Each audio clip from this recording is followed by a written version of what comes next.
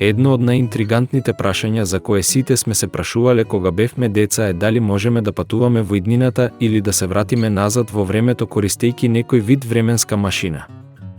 Прашањето се уште останува интригантно дури и до ден денес.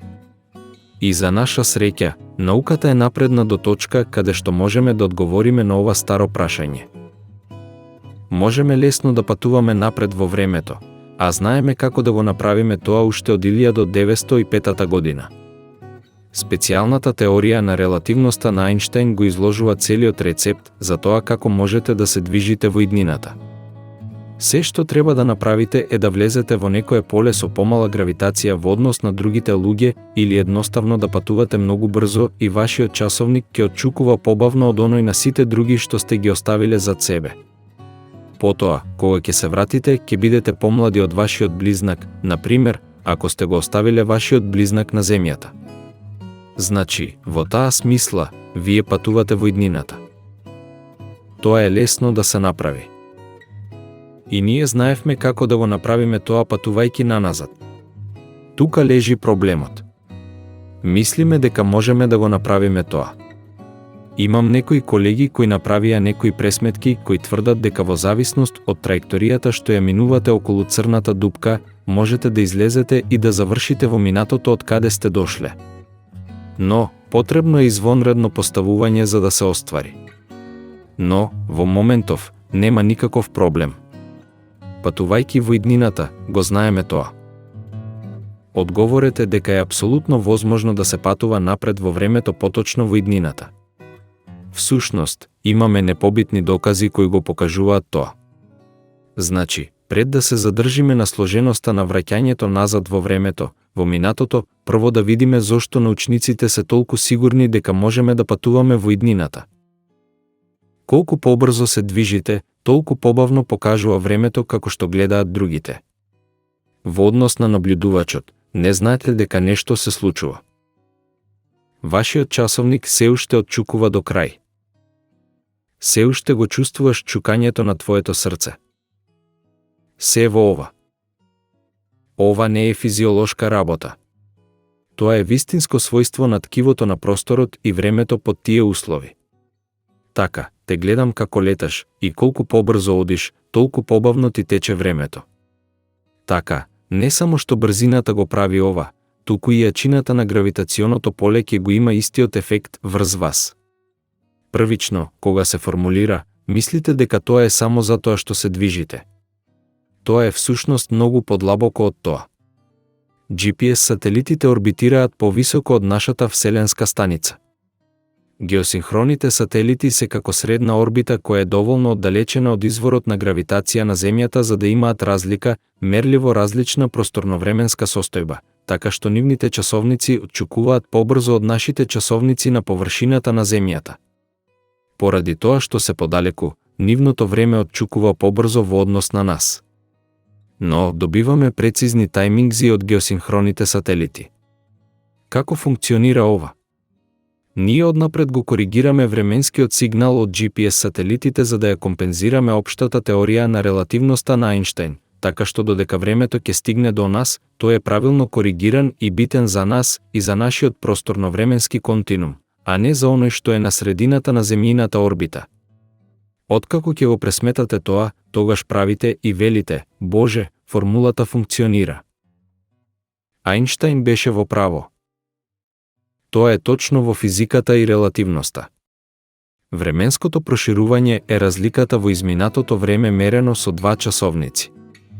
Тоа се должи или на релативната брзина меѓу нив, или на разликата во гравитациониот потенцијал помеѓу нивните локации, например, во близина на црна дупка. За далечен наблюдувач се чини дека часовниците во близина на црната дупка отчукуваат побавно од оние што се подалеку од црната дупка.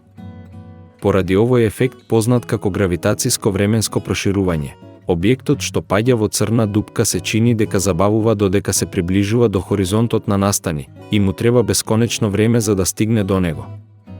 Како што рековме, покрај разликата во гравитациониот потенцијал, постои уште еден начин за патување во иднината, а тоа е поминување низ Вселената со релативистички брзини. Како што се приближувате до брзината на светлината, почнува да се случува нешто навистина чудно. Ајде да продолжиме побрзо и побрзо. 90% од брзината на светлината.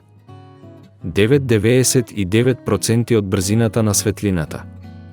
Времето отчукува побавно и побавно и побавно за вас. Ке ја гледате целата идна историја на универзумот како се расплетува пред ваши очи додека дел од секунда минува за вас додека одите. 99,999,99% од брзината на светлината. Има формула за ова, се разбира.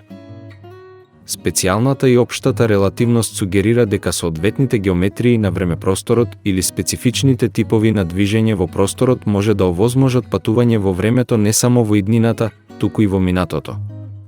Меѓутоа, времето патувано во минатото е теоретски можно во одредена општа релативност.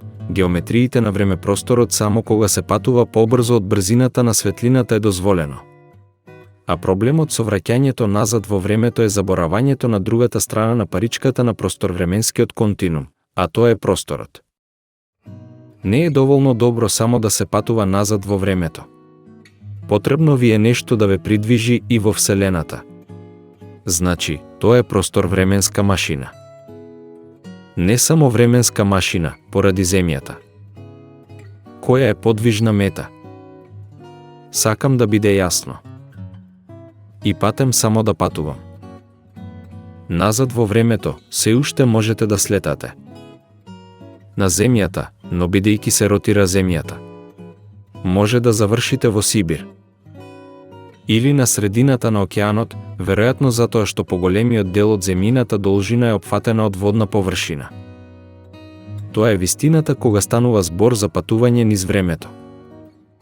Во однос на овие просторновременски координати. Сега, ние ги нарекуваме овие ваши координати во просторот и вашето координирано време. Тоа го нарекуваме ваша светска линија.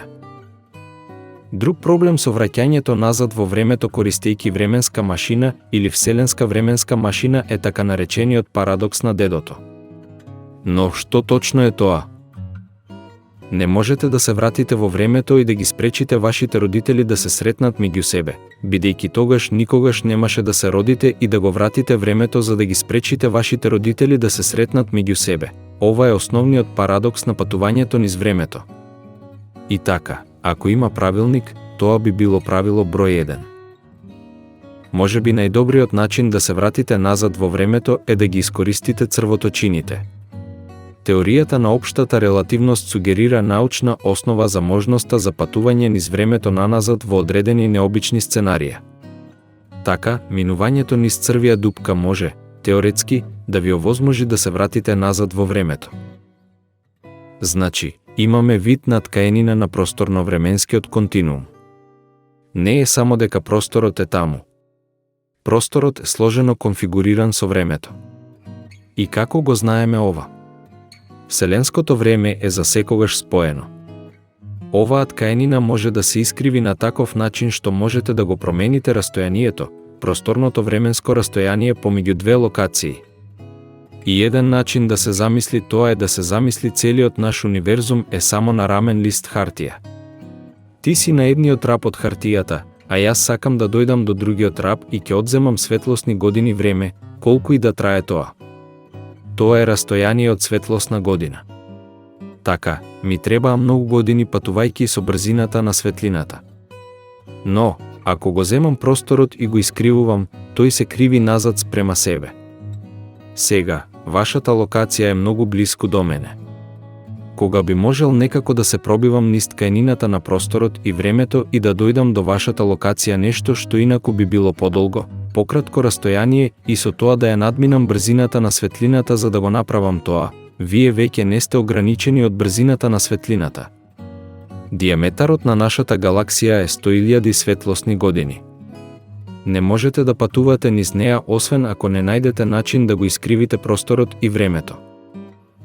Значи во тоа искривување во принцип, на хартија, можеш да имаш дупка низ која поминуваш и само да излезеш од другата страна и да си на друго место. И ако сте го направиле правилно, можете да се појавите во друго време. И тоа е најкласичното повикување на црвја дупка. Друг пристап за патување низ времето наназад вклучува густ цилиндар што се врти, обично познат како цилиндар со превртување.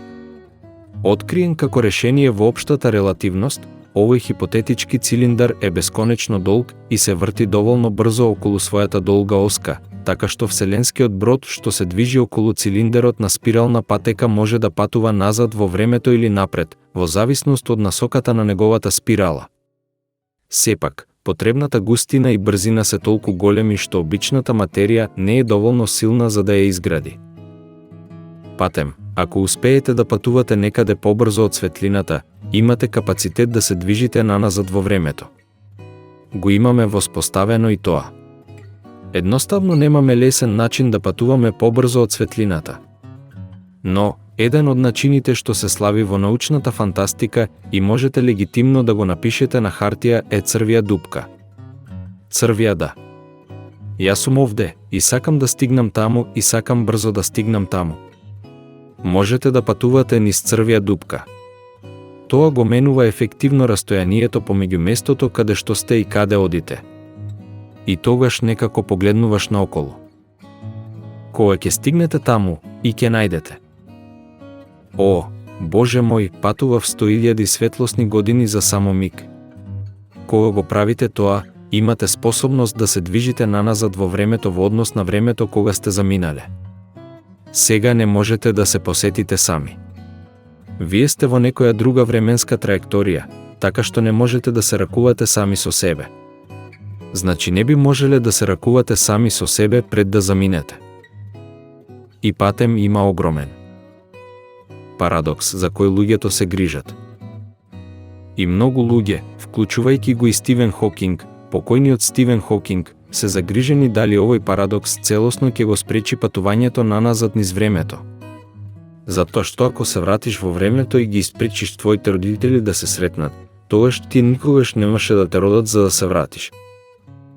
Време е да ги спречиме да се сретнат. Благодарам што гледавте. Дали ви се допадна ова видео? Ако е така, покажете ја вашата поддршка со претплата, удрете на звончето и одберете ја опцијата се. Со што овозможувате добивање на известувања секогаш кога излегуваат нови видеа од овој канал.